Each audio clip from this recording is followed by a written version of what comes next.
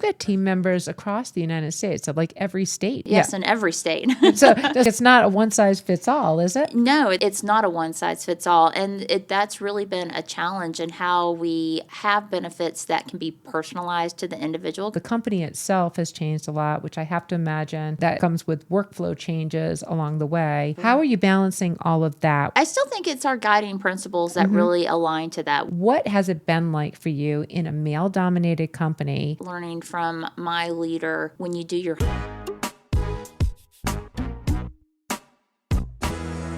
This is Inspiring Women. I'm Laurie McGraw, and I am talking to Kristy Whitehurst. And she is from Atlanta. She's always been from Atlanta, and she's been born and raised there. But she's also in charge of employee benefits at the Genuine Parts Company, a very large global company. I think it's over 60,000 members that you serve in many different countries. And I'm really excited to talk to you today, Kristy. Thank you for being on Inspiring Women. Yes, thank you. Very excited to be here. And like I was telling you, it's my first podcast, so I know. Very excited. It's like a maiden voyage. It is. Like super fun. And we're in this awesome studio here in Scottsdale, Arizona, because we're both at a conference for leadership, and both in a conference for leadership for leaders who are trying to do bold moves in the space of benefits. Kristy, let's start out though, in terms of you've been at Genuine Parts for a number of years. What was the first job there? Well, I started off as a benefits analyst. So started off with just being supportive in that role and helping my manager at the time and then her manager leaders make decisions, do analytics. And since then has really been able to grow with the company and now heading up benefits for North America for the company, which is a exciting and large job. A very large job. Yeah. So Kristy, my first professional job, I sort of like, it was an open job that I got. I didn't choose it because I was on a professional track. And then it sort of became that. Is it the same thing for you, or what happened? Yeah, it was.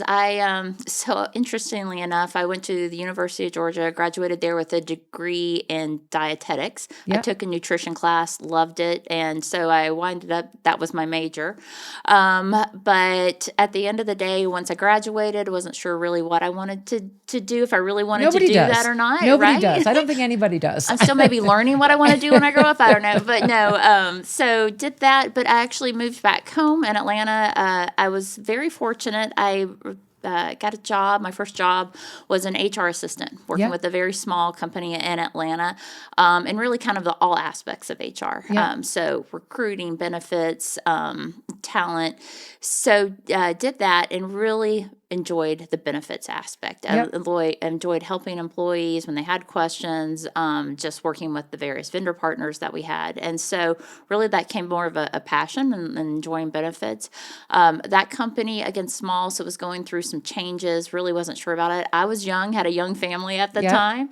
And so started to look around, and now since I've been with Genuine Parts Company close to 20 years, very fortunate that I feel very fortunate founded that job with Genuine Parts Company. I've been in the employee benefit space with them since I've started and have loved it every second that I've been there. It's so interesting to me because like the whole area of benefits for me, I mean, we're in a similar industry in terms of the work that I do at my company, but I was not really aware of like the depth of what's in benefits. And as I speak on Inspiring Women with other leaders like yourself, there seems to be a consistent thing. Like nobody knows what it is. And then everybody who sort of like gets into it and is at the leadership levels that you're at, they're like, I kind of liked it. I kind of loved it, when I got into it. Right. Yeah, exactly. It started out, just being able to help individuals when they had questions, but then realizing there's an employer aspect of that and that strategy, and it's a puzzle that you're solving. Yeah. And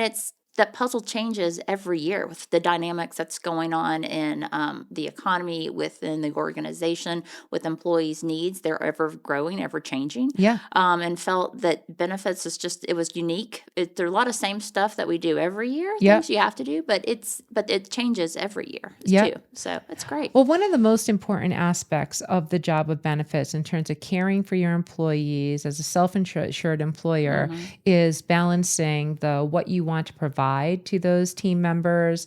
And, it might be for reasons of retainment. It might be for reasons of, the makeup of your workforce. But then also you always have constraints. Those constraints can be cost. Those constraints can be, what you might do for legal reasons or things that you need to adhere to. So how do you go about figuring out that puzzle? How do you weigh one thing versus another? Yeah, no, that's a great question. At least for us, we start out with, our company overall has a mission and employer values that we have. So we take those and then we define them into some guiding principles for our team and how we want to approach in our review of benefits. Yeah.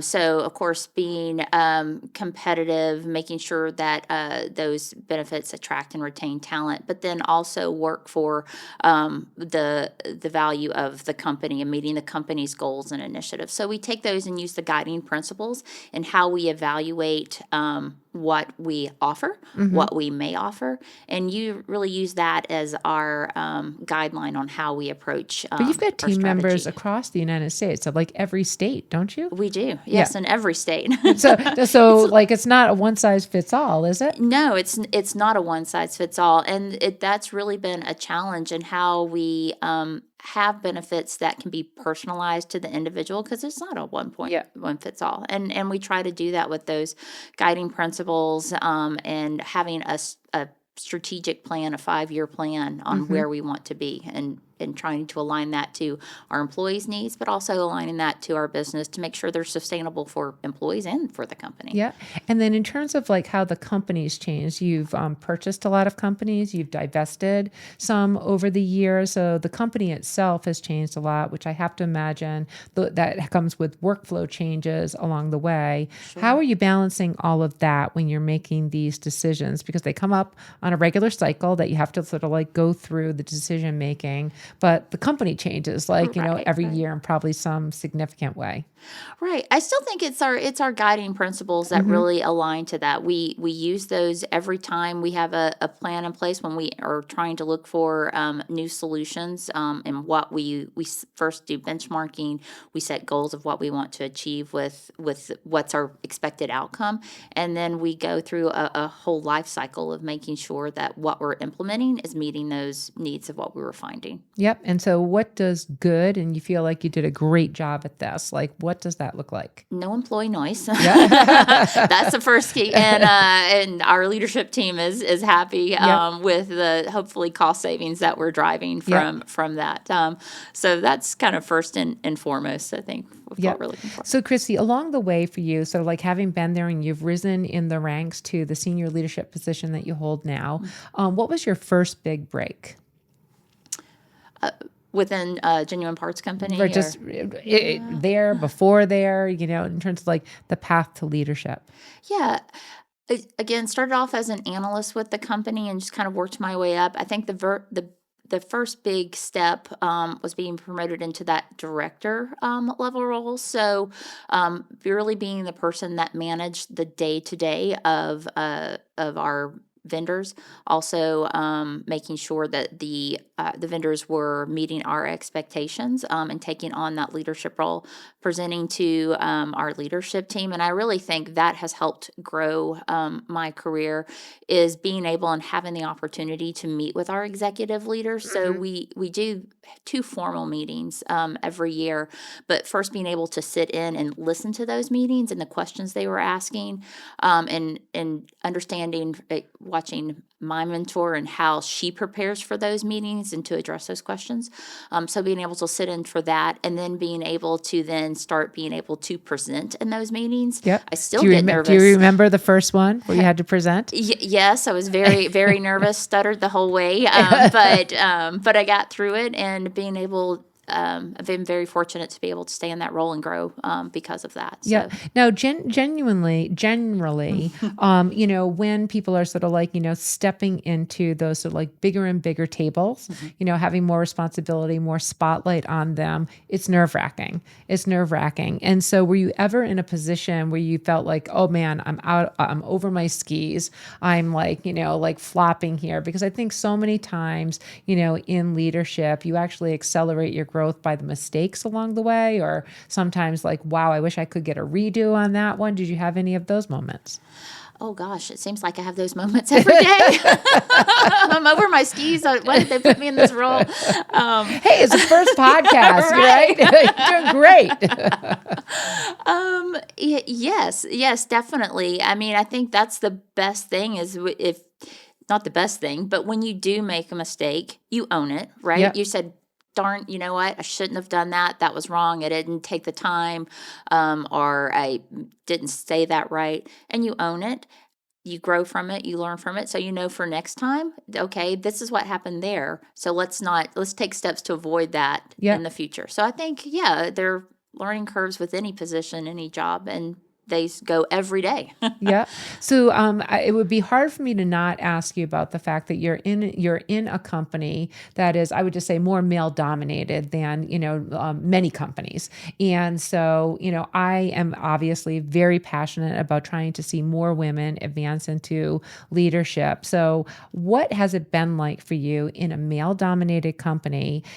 We are in a changed time. I think over the past 5 years, we've gone through a time when people proudly talked about male allyship for, supporting women, moving into leadership, advancing into leadership. Those days are a little bit muted, in terms of what we have today. So how were you able to succeed in that environment? What was different for you that was helpful? Was it all you? Did you have others who were supporting you? Curious about that. Yeah, no, it's a great question. I think, at least in my experience, sometimes the male leadership try to over talk or control the conversation. Um, but again, learning from my leader, when you do your homework, Yep. when you can speak to the facts, Yep. when you can present a clear and sound business case, um, they stop and they listen. Yep. And the fact that again, this is a stereotype, but you don't get emotional. You stay away from that. You're passionate, Yep. but you're not overly emotional. Has really, watching her and trying to learn from that has really been helpful. Yeah, I have to say that's a really terrific insight because generally, if you're working very hard at something, you're passionate about what you are doing, it's very hard to not be emotional. It's hard to not be attached to your work. Right. And I've had to learn, and I'm not great at it, I have to say, if I'm being corrected or, just like challenged on something in a way, I do get emotional. And it's like, it's a line of just like, how do you take a breath and, realize that you're getting too hyped up about something. So what do you do when you're in those moments? Because there's no lack of those times when you are a leader, when you're faced with challenging situations. That's the definition of leadership. You're faced with the hard problems. The easy problems are not the things that you spend time on. You're there to work on the hard stuff. Right. Well, when, again, passionate about the work, and when somebody comes back and maybe is disrespectful in what they're saying, it's first I have to take a pause. Yep. Because if I respond immediately, it doesn't help or improve the situation at Yep. all. So a lot of times it's a pause. It's, let me write out what I'm thinking. I'll hold on to that, come back the next day, and then, okay, let's put this in perspective and a better way to approach it, and trying to be more collaborative and going back instead of trying to get to that emotional. Have you ever sent the email and that they wish you could have taken back? Have you ever been in that situation? One or two times.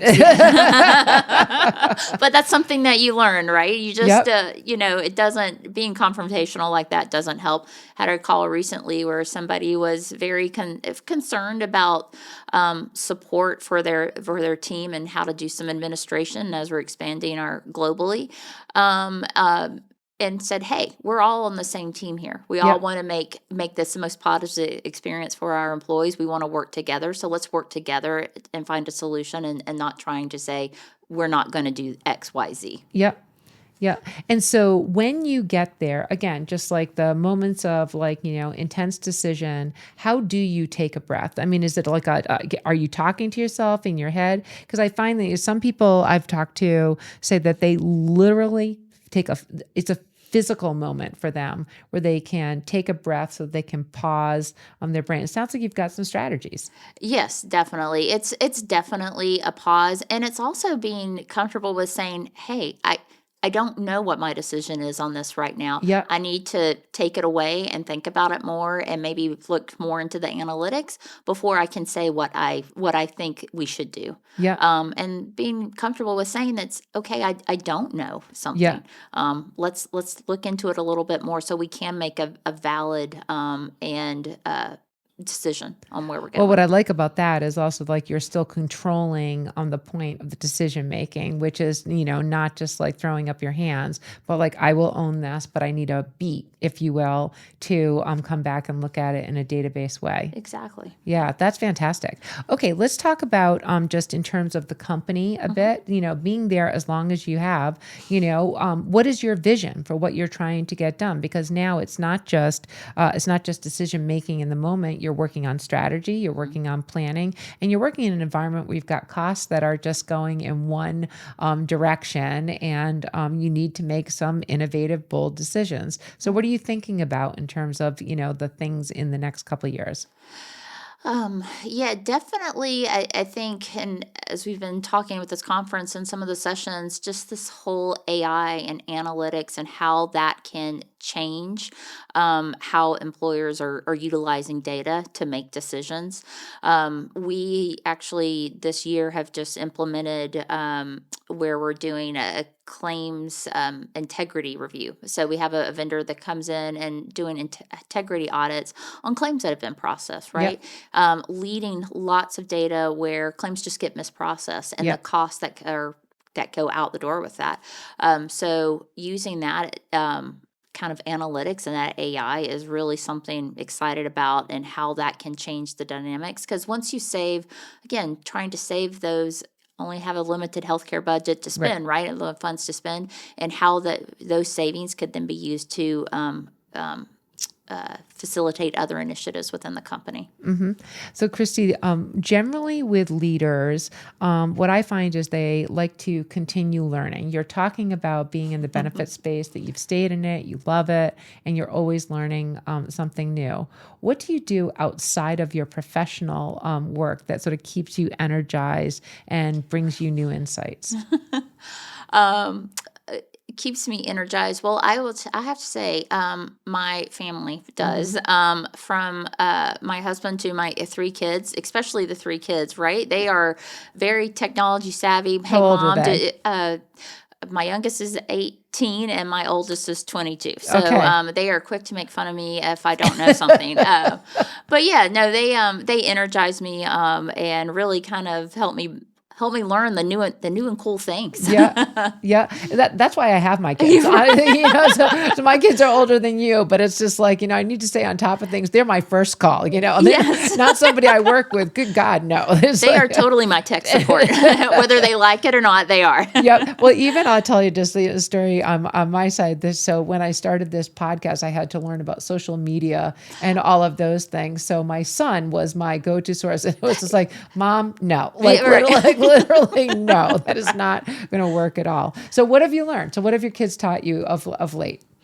Oh, well, let's see. I've learned how to use TikTok, which What? yes, I know it's just videos, but now I'm addicted to it and I blame them for it. So I have to really monitor my time on that. What else have they taught me? I'm going to be honest, how to turn on our television at home. We've What? got 5 different remotes to turn on all these functions. So yeah, they keep me entertained. That is awesome. That is awesome. Well, Christy, as we close out this Inspiring Women conversation, this has been really interesting. I'm curious for you, as you've grown in leadership over the years, what's some advice that you would give to other, perhaps younger women earlier in their careers that was helpful to you, that you would like them to know as they pursue leadership? Sure. No, that's a great question too. I think the biggest thing I would recommend or encourage is to ask questions.